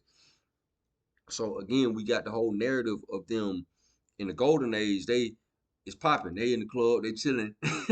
Metaphorically, they ain't nobody in the club. They metaphorically, you know what I'm saying, I hear under the light of day and everything like that. But when the golden age cease and that energy is no longer present on the planet or whatever, they go underground. They retreat to Nagaloka. You feel me? Okay, so let's keep going. Anton Parks, Draconian Sumerian connection. Anton Parks, a French scholar, has dedicated years to the study and retranslation of the ancient Sumerian text, particularly the Karsag tablets. His work, notably in Secrets of the Dark Stars, very good book, Secrets of the Dark Stars. And if anybody's into the whole Anunnaki story, if anybody's into the Zachariah Sitchin Earth Chronicles type stuff, Secrets of the Dark Stars is very good. And he has the Gurku Chronicles, posits it's a slightly different flavor than Zachariah Sitchin. Corresponds, slightly different flavor, But I think if you like Zechariah Sitchin, you'll love Anton Park stuff as well. The Gurkha Chronicles posits the draconian origin of the ancient Sumerian language. I think we talked about that prior. He talks about that wedge script is draconian in nature. He's talking about Park's interpretation suggests that the Sumerian pantheon, including figures like the Anunnaki, everybody like that, love talking about the Anunnaki, were involved in complex power struggles between multiple extraterrestrial civilizations. He argues that these beings, particularly Enki, were involved in the creation of modern humans initially as a labor force for mining resources. Park's work suggests that the Evian language, a celestial tongue, was used to encode ancient languages on Earth, safeguarding hidden knowledge from the Anunnaki. This implies that language itself might be a key mechanism through which these non-human entities influenced or control humanity, potentially contributing to the fall from a unified primordial state. The Sumerian texts, according to Parks, reveal a Genesis story where humans were not in a paradise, but in a concentration camp, serving as slave labor to the gods. This narrative aligns with Credo Mutwa's Chitauri accounts of humans subjugated by reptilian beings. So it's going into that. It's a reason why I know some of y'all may or may not be into the whole reptilian thing, but it's a reason why I'm putting that piece in there. Because when we get to the Ubaid lizard men, when we start talking about these Ubaid lizard men a little bit later. Matter of fact, let's talk about the Ubaid lizard men now. Let's kind of get into the Ubaid lizard men. Okay, Ubaid culture and Mesopotamian serpent deities. Okay, so the Ubaid culture, which flourished in Mesopotamia between 5500 and 4000 BC. So this is precedes I think Uruk. I think this precedes Sumer as we know it. Okay, so the Ubaid culture, which flourished in Mesopotamia between 5500 and 4000 BCE, is considered the foundation of the later Sumerian civilization. The foundation of the later Sumerian civilization. Mm. This pivotal period, this pivotal period was saw the establishment of the first villages, advancements in irrigation-based architecture, and development of social structures and monumental buildings. So Sumer is touted by some as being the first civilization or whatever. Some people take that and it's old enough as far as civilization. You can understand why people say that. You see what I'm saying? Okay, so during excavations of Ubaid sites, archaeologists discovered 7,000-year-old figurines with human-like bodies and distinct reptilian facial features. Right now, your anthropologists, some people say, "Oh, these just dolls or something." They always got some kind of lie they're gonna tell, but to try to fit the mainstream narrative, and as we know, it's in their best interest to try to fit the mainstream narrative so they can maintain mainstream funding. So they capitalism reigns supreme. So okay, so human-like bodies and distinct reptilian facial features, including elongated heads, almond-shaped eyes. You can look this up, Ubaid lizardmen. With human-like bodies and distinct reptilian facial features, including elongated heads, almond-shaped eyes, and scaly skin. While the purpose of these lizardmen figurines is unknown, their postures, some cradling infants, they holding infants. It's a Ubaid lizardman with a haircut like Marge Simpson, breastfeeding a baby lizardman. You feel me? So when you see the figurines, you'll kind of see what I'm saying. So that's kind of why we put in the other stuff from Anton Parks, because this is physical artifacts that you can't deny. You can just make up a lie while you believe that they're not what we talking about, but you can't say that they don't exist. Okay, so all right. Possibly linked to fertility rituals, shamanistic practices, or some speculative extraterrestrial connections, such as the Anunnaki. Figurines discovered outside of main settlement areas suggest that they held a strong symbolic or ritualistic importance for personal use.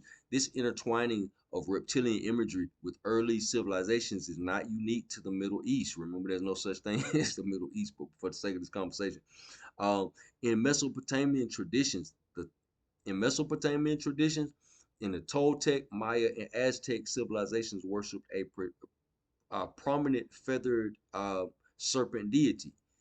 Toltec religion was shamanic in nature and centered on the worship of this deity known as Quetzalcoatl to the Aztecs and Kukulkan to the Maya. Now, just kind of like to insert something in there, Quetzalcoatl was not the only.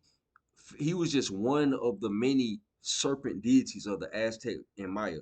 Their whole pantheon was serpents. Every deity in the Maya and Aztec pantheon was a serpent. It had a, or it had a serpent iteration.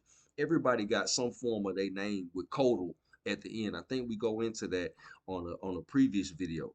You see what I'm saying? We talk about that. I think the Western Sunrise, we talk about that. But every Aztec deity has an iteration of his title or his attribute with Codal in his name. Codal denoting a serpent. It's masculine and feminine versions of it, or whatever case may be. Okay, so the names themselves mean feathered serpents, linking the power of the sky feathers with the primal chthonic nature of the serpent. This deity was associated with a wide range of domains, including the wind, Venus, the sun, arts, crafts, and knowledge, and facilitated peaceful communication and trade amongst the different people. The architectural alignment of the pyramid of Chichen Itza, a temple dedicated to Kukulkan, creates a massive serpent shadow that appears to descend the staircase during the equinoxes, symbolizing the god's return to the earth to herald the planting and harvest season, right?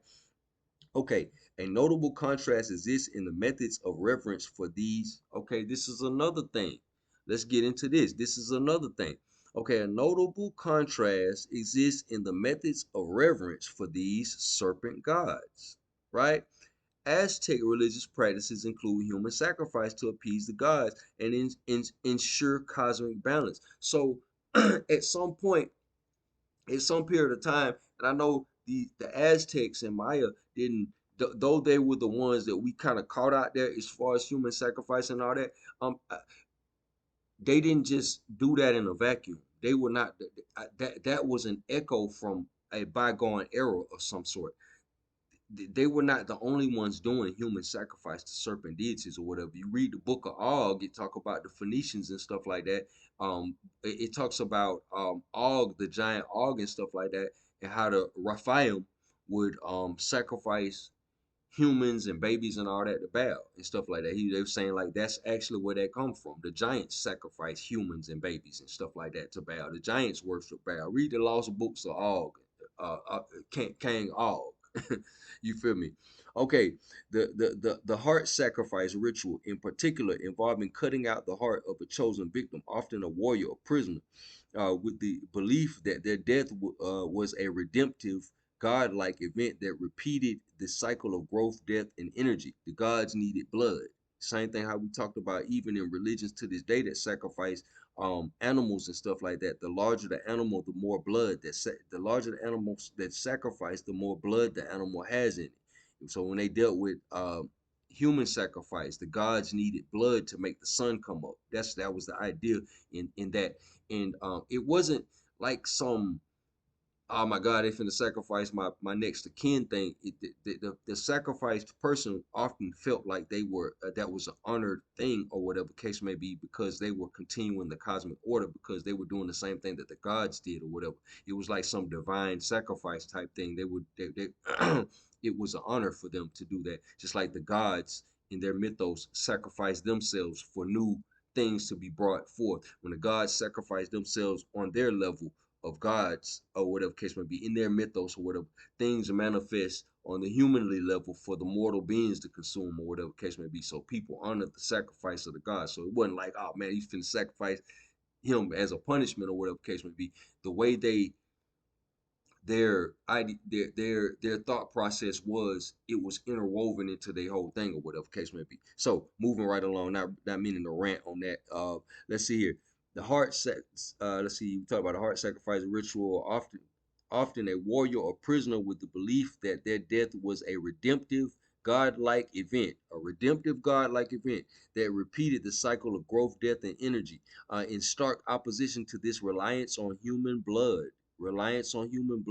offerings to deities like Quetzalcoatl could also take the form of less violent or destructive gifts. So we get into something um, where you have this blood sacrifice, and at some point it's starting to be phased out.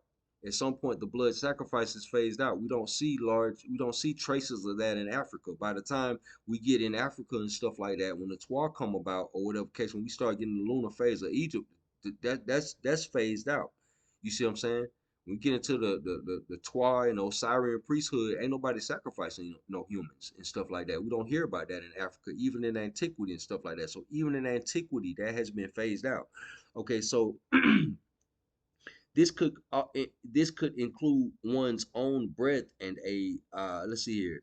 This could include they're talking about non they're talking about less violent gifts that you could give to Quetzalcoatl. These could include one's own breath and a melody, copal incense, flowers, baked goods, chocolate, feathers, and precious stones like jades. He's phasing out the human sacrifice. He don't need blood. He's not requiring blood. This contrast highlights a divergence in religious philosophy, one based on the sacrifice of life to sustain the gods, and another that viewed offerings of nature, bounty, and creative human expression as sufficient forms of spiritual devotion. So somewhere in there, there's a transition from the gods needing blood to crops and personal things being um acceptable in the eyes of their deities or whatever case may be. Now, as we seeing with when we getting into this whole thing about this serpent motif in this Ophidian current all over the planet or whatever case may be, you getting into views of them where they're benevolent and views of them where they malevolent. You see what I'm saying? You got rulers. You know what I'm saying? That's just a few of them. It's a lot of reptilian rulers and stuff like that. In regards to I think what they talk about before the Solomonic dynasty in Ethiopia was ruled by a reptile king. It was ruled by a king that was a reptile. This is a common thing or whatever case may be. This is not just a one off or something like that or a two off in certain cases or whatever. No, this is something that's consistent. Okay. Let's see, let's move right along. Okay, modern cryptozoology. We gonna I know we've been running down the 2 hours, man. We're gonna go ahead and we tapering off. We're getting into the end of this. We just want to kind of lay this little piece down about this. But we didn't really want to lay it down from a perspective of just talking about some kind of, talking about it how it's commonly talked about. Because if we talk about it how this stuff is commonly talked about, you're gonna be wrote off like you crazy or whatever the case may be. But nah, we kind of like giving a lot more context in this whole conversation. Damn near 2 hours worth of context. You feel me? So modern cryptozoology and reptilian sightings, the mythological theme of powerful reptilian beings initiating subterranean realms inhabiting subterranean realms extends into modern folklore and cryptozoology. Now, remember, Vedic people don't believe this is cryptozoology and myths and all this. They'll tell you, you talk to somebody who's a Vedic person or whatever, they'll tell you, yeah, the Nagas, they deal with the Nagas as a real thing. You see what I'm saying? It's only cryptozoology and pseudoscience or pseudo whatever to people in the West. You see what I'm saying? Okay, Eastern people in Southeast Asia and all that, like I said, the Cambodians and people of that nature or whatever, they don't this ain't pseudo nothing to them. Okay, this is a valuable part of their history. Okay, so the mythological theme of powerful reptilian beings inhabiting subterranean realms extends into modern folklore and cryptozoology with anecdotal accounts of human reptilian encounters in Vietnam. This is just one example. In Vietnam, conspiracy theories claim that reptilian lizard people were encountered by American soldiers during the Vietnam War, with some accounts pointing to the immense Son Dong Cave as a potential habitat. Look up Son Dong Cave and sightings there. By that we just looking up random stuff. We just trying to I ain't trying to confirm or deny nothing. I'm just saying, look up Sondong Cave. Okay, so according to some locals, this vast, largely unexplored cave system is inhabited by gray reptiles that move upright, and this is just one of the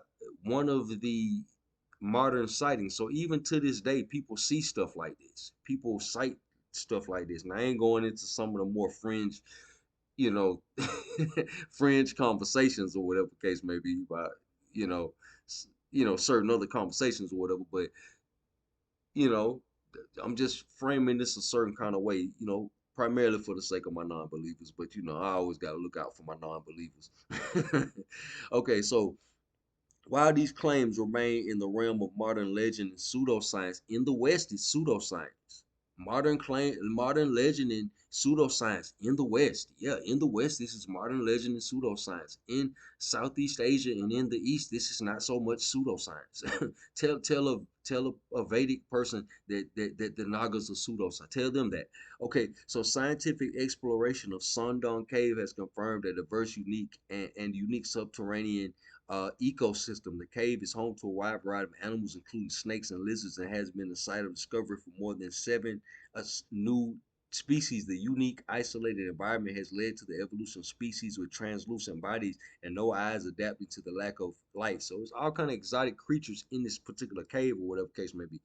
Uh, the existence of a real yet hidden world beneath the surface of the earth, full of life, uniquely adapted to darkness and isolation, provides a fascinating modern parallel to the mythological worlds and subterranean realms described in ancient tradition. So, okay, let's see here. Okay, I'm gonna conclude this. Let's see. Golden cross-cultural examination, golden age milk, pervasive ophidian current reveals a remarkable consistency of human deep-seated memory, a lost era of harmony, and enduring fascination with serpent-like entities. Okay, so the main takeaway from this is another layer, is another layer to add on when we having that conversation about this Sabian stuff, the Sabian phase as it pertains to the four phases, the framework that we've been using through the whole ancient world or whatever case may be. Sabian, something else that the Sabian phase is synonymous with. Sabian phase is synonymous with some manner of golden age, some manner of spiritual enlightenment, some manner of, it ties into Satira um, Yuga. You see what I'm saying? It ties into some form of golden age when the Nagas had dominance. And it's not, and though we see that in myth, or what's called myth, in the story of the Nagas and how the Nagas ruled the golden age, but in concrete form, we see that in what Gerald Massie is talking about, the symbolism of the Ophidian current is global, and particularly as it pertains to Gerald Massie in Egypt, as it were. You see what I'm saying? So we just gonna kind of sit this right here in the ancient world. We just gonna add this in the playlist to the ancient world, man, as further contrast of what we've been kind of dealing with. And we're gonna keep pumping them out, man. I appreciate y'all for rocking with me. Probably one of the longer videos I've ever did on this channel, but I appreciate y'all rocking with me. I think this was a pretty interesting, fairly deep dive into that. You know what I'm saying? Kind of wordy, kind of nerdy. I appreciate your appetite. I mean, your attention span in in kind of delving into this. I hope y'all enjoyed. I enjoyed kind of putting some of this together. Enjoyed seeing some of the contrast and stuff like that. Y'all stay tuned. Y'all like what y'all been hearing, man. Like and subscribe, man. We're gonna keep pressing, adding contrast, expanding the conversation. You see what I'm saying?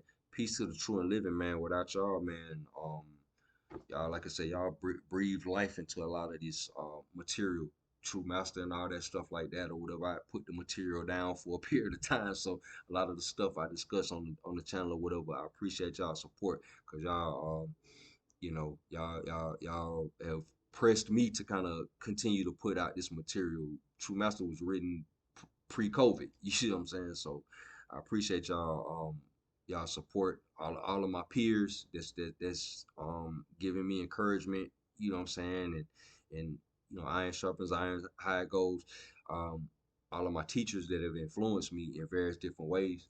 You know what I'm saying? I appreciate y'all to the utmost. I ain't gotta say no names. I ain't really heavily into clout chasing. You know who you are. Appreciate you. Much love and much respect.